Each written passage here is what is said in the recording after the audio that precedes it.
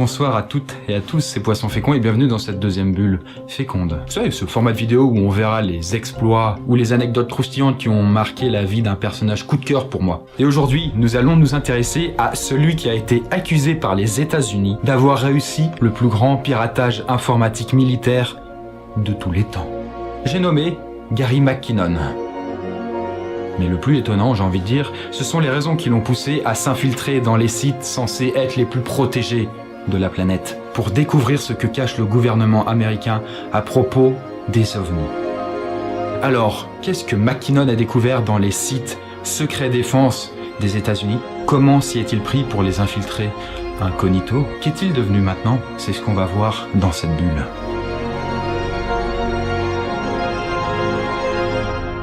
Pendant près de 2 ans, de 2001 à 2002, un londonien de 36 ans, du nom de Gary McKinnon, a passé le plus clair de ses nuits à s'infiltrer et à se balader comme un petit touriste dans les systèmes de la US Navy, l'Air Force, la NASA, le Pentagone ou encore la NSA. À mesure qu'il passe du temps dessus, tout le reste de sa vie est entraîné dedans comme dans un tourbillon obsessionnel. À l'époque, dans son papier, le Figaro l'avait décrit comme un homme qui ne se lave plus, vit en peignoir dans son appartement, perd son travail et sa petite amie. Mais ce petit quotidien de chômeur le jour et hacker la nuit va très bien pour McKinnon. Lorsqu'un beau matin, à 8h, un fourgon de la police de la répression des délits high-tech débarque chez lui dans le nord de Londres. Les flics prennent tous les postes informatiques et McKinnon va subir un interrogatoire de plusieurs heures assez musclé. Dès le départ, il joue carte sur table et décide de tout avouer, sachant que dans tous les cas, toutes les preuves étaient sur l'ordinateur que la police avait confisqué. McKinnon avoue donc en effet s'être infiltré pendant près de 2 ans dans les ordinateurs, dans les systèmes des États-Unis, alors que lui se trouvait pépère au nord de Londres, chez lui, avec une connexion internet toute pourrie, avec un modem tout pourri. Vous savez, ces modems qui font les... Mais s'ils s'étaient donné tous mal, c'était pour une raison bien précise. Ils soupçonnaient le gouvernement américain de cacher des preuves à la population qu'il possédait une technologie extraterrestre et qu'il avait eu des rapports rapprochés et secrets avec les ovnis. La théorie du complot dans toute sa splendeur, j'ai envie de dire. Et McKinnon s'était sans doute dit qu'on n'était jamais mieux servi que par soi-même. Et donc s'était mis en tête d'aller vérifier tout ça par lui-même pour savoir si c'était vrai. Les policiers étaient assez sympas au début et assuraient que McKinnon risquait quelque chose comme 6 mois d'intérêt général pour avoir joué à l'apprenti hacker. Puis le gouvernement américain s'est décidé à prendre les choses en main. Il a fait convoquer ceux qui bossaient sur le dossier McKinnon pour s'expliquer. Et lorsqu'ils sont revenus des États-Unis, leur attitude a radicalement changé. Quelque chose d'extrêmement lourd et sérieux pesait à présent sur leurs épaules. Les États-Unis voulaient que le Royaume-Uni fasse extrader McKinnon. C'est-à-dire qu'ils le livrent aux États-Unis comme un chien qu'on livrerait en pâture pour qu'il puisse être jugé là-bas. Où la sentence avait été considérablement revue à la hausse, puisque c'était désormais 70 ans de prison en haute sécurité qui l'attendaient. Et probablement dans la plus célèbre et terrible prison des États-Unis, Guantanamo. Et ce fut à partir de cet instant que les États-Unis s'échauffèrent en qualifiant ce qu'avait fait McKinnon de plus grand piratage informatique militaire de tous les temps et voulurent à tout prix qu'il soit extradé chez eux. Toujours selon eux, McKinnon aurait piraté près d'une centaine d'ordinateurs de l'État pour un total estimé à la louche de dégâts de près de 800 000 $. McKinnon a donné plusieurs interviews, dont notamment une particulièrement longue de 45 minutes pour le site du projet Camelot. Et il ne clame pas son innocence, bien au contraire. En revanche, il conteste les dommages causés. D'après ses dires, il n'a endommagé ni infesté aucun ordinateur sur lesquels il est passé. Il n'a fait juste qu'exploiter des failles de sécurité en s'engouffrant dedans.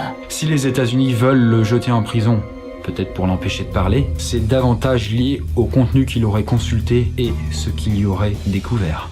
La pression commence à monter, dis donc, mais ne nous emballons pas. À votre avis, pourquoi ce gredin de McKinnon aurait risqué sa vie pour des histoires ridicules de petits hommes verts? Franchement, il aurait pas eu mieux à faire, quoi, je sais pas, trouver un boulot par exemple. Eh bien, pour mieux comprendre sa passion pour la chose, plongeons-nous dans son enfance. McKinnon est un passionné d'astronomie. Et quand il devait avoir à peu près 12 ans, une nuit, alors qu'il regardait le ciel, il vit une mystérieuse lumière se mettre à zigzaguer avant de disparaître. Ça ne ressemblait ni à un avion, ni à un satellite, ni à un météore. Son beau-père aussi avait vu dans le coin des choses non expliquées dans le ciel, là où ils habitaient près de Bonny Bridge. Un lieu qui apparemment est très réputé pour ses très nombreuses observations d'objets non identifiés dans le ciel. Et à 15 ans, étant devenu captivé par l'ufologie, c'est-à-dire les ovnis, l'étude du phénomène, oui, ça peut se comprendre, il rentre dans l'association Bufora, ou aussi appelée pour les intimes l'Association britannique de recherche sur les ovnis. Et en grandissant, alors que McKinnon devient informaticien, il continue à s'intéresser au sujet. Et l'un des éléments déclencheurs qui le poussa à s'infiltrer dans les sites américains, et dont il parle souvent, c'est le projet Révélation. C'est le recueil du témoignage de 400 personnes faisant partie d'un vaste corps de métier, pilotes, contrôleurs aériens, opérateurs radar militaires, responsables de lanceurs de missiles, etc. Et affirmant avoir vu, et parfois même de très près, des ovnis, ou mieux, des technologies extraterrestres exploitées par le gouvernement américain pour son propre profit et dans le plus grand des secrets, tels que l'antigravité ou une énergie nouvelle capable de remplacer le pétrole. Ouais, des trucs de science-fiction complètement pétés, hein. On en conviendra. Et ces personnes, donc, ont témoigné en faveur de cette cause farfelue. Le mot est plutôt bien choisi, avec tous les risques que cela comprend pour leur carrière. Parce que bon, c'est comme dire « Putain, j'ai vu Babar dans le ciel, c'était dément, surtout quand il a pété un arc-en-ciel ». Je pense que ça va pas être du gâteau de décrocher une promotion après avoir dit ça. Et McKinnon a pensé que le témoignage de ces personnes était plausible, et si c'était vrai, il a voulu vérifier donc par lui-même tout ça, en allant directement à la source.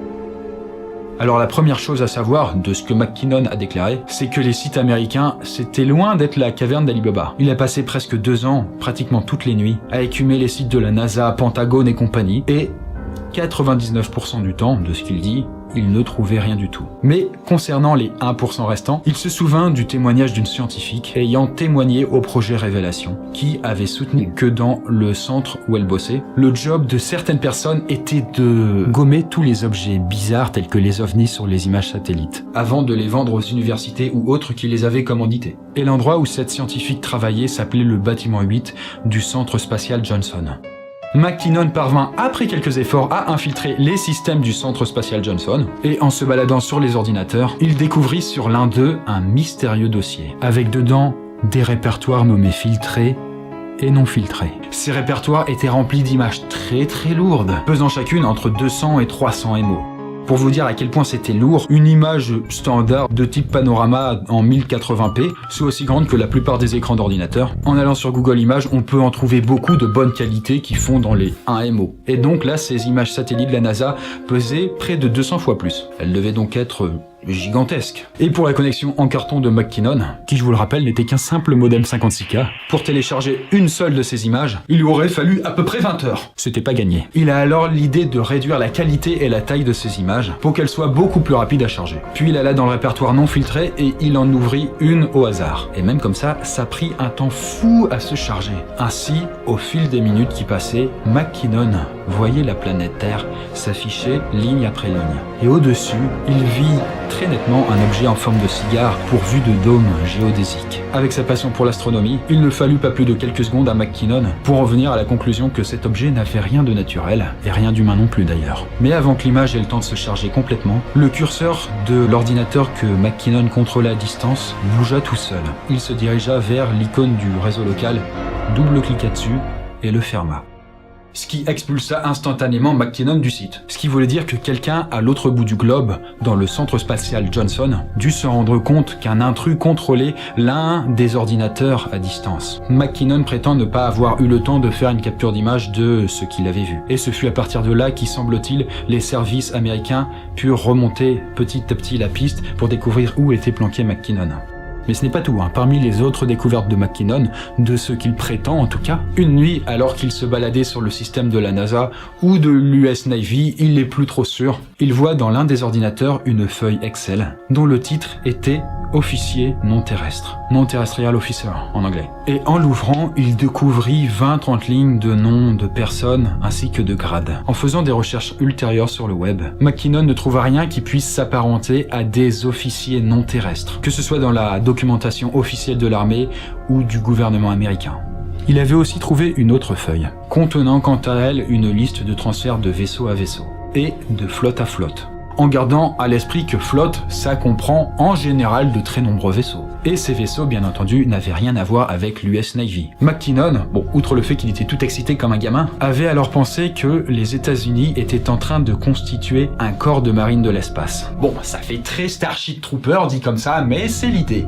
Et des officiers non terrestres, ça n'implique pas forcément des humains qui sont en orbite autour de la Terre. Mais aussi, pourquoi pas, soyons fous, on n'est plus à ça près, vivant sur une autre planète ou lune de notre système solaire, ou un vaisseau spatial voguant dans l'espace profond. Et c'est tout. De ce que prétend McKinnon, en 2 ans, à écumer les systèmes, c'est tout.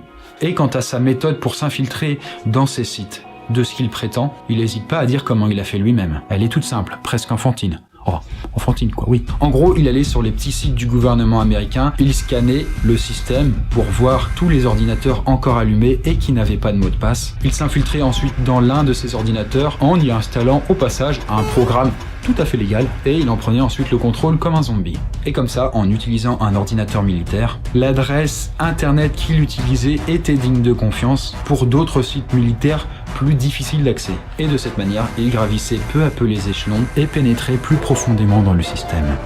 Pour faire un parallèle et mieux comprendre, c'est comme si vous essayiez de piquer dans le bureau du directeur votre bulletin de notes catastrophique. Et pour ce faire, vous alliez dans la salle des surveillants et vous vérifiez, vous checkiez tous les casiers qui n'étaient pas fermés à clé. Vous empruntiez ensuite la tenue d'un des surveillants, d'un des casiers qui n'étaient pas verrouillés, et avec leur tenue, on vous prenait pour un surveillant. Vous gagniez la confiance des professeurs et vous pouviez vous introduire dans la salle de pause. Là, idem, vous alliez checker le soir, quand il n'y avait plus personne, tous les casiers des profs qui n'étaient pas verrouillés à clé, pour piquer alors un vêtement de prof.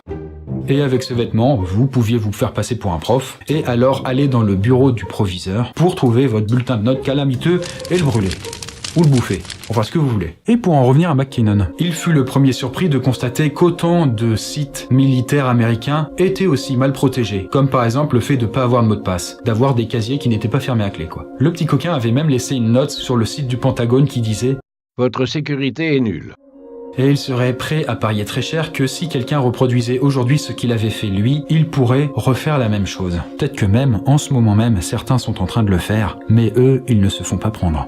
Concernant les États-Unis, McKinnon pense qu'il est naturel et, quelque part dans l'ordre des choses, de ce qu'ils ont eu toujours l'habitude de faire, de vouloir contrôler l'espace, c'est la dernière frontière, et de développer tant qu'à faire une force secrète capable de s'y rendre. Comme ils ont cherché pendant le XXe siècle, notamment avec la guerre froide, à essayer d'étendre leur emprise sur le monde, à travers force, subversion, diplomatie, etc. Pour l'espace, McKinnon pense que les États-Unis ont utilisé une technologie extraterrestre rétro-conçue, c'est-à-dire recréée à partir de véritables ovnis qu'ils ont eu en leur possession, on peut supposer. Mais tout ça dans le plus grand des secrets, évidemment, pour garder une longueur d'avance assez appréciable sur les autres pays. Car si cela se savait officiellement, qui serait prêt à accepter que les États-Unis gardent jalousement, rien que pour eux, une technologie venant de l'espace, et qui devrait en principe appartenir à tout le genre humain? On en vient à la conclusion, et un haut gradé américain, qui était chargé de s'occuper du dossier McKinnon et de l'emmener gentiment aux États-Unis pour le garder au chaud en prison, avait déclaré en privé à un journaliste: « Le problème, ce n'est pas la personne, ce qu'elle a fait ou ce qu'elle a dit, mais c'est où elle est allée et ce qu'elle peut avoir vu et dont elle ne parle pas. » Lors de cette longue interview, à la fin, la journaliste avait demandé à McKinnon s'il n'avait pas gardé des informations secrètes de ses excursions dans les systèmes secrets américains et qu'il les tenait encore en lieu sûr pour garantir sa sécurité. Et ne pas finir par exemple un beau matin avec une balle entre les 2 yeux. McKinnon s'était contenté d'esquiver la question et lui avait juste répondu: « Je ne vais pas disparaître. » En automne 2012, c'était il y a 3 ans maintenant, les poursuites judiciaires contre McKinnon ont été abandonnées au Royaume-Uni. Et pour des raisons alambiquées, apparemment de santé, il ne pourra pas non plus être extradé aux États-Unis. McKinnon est donc relaxé et de nouveau libre de ses mouvements.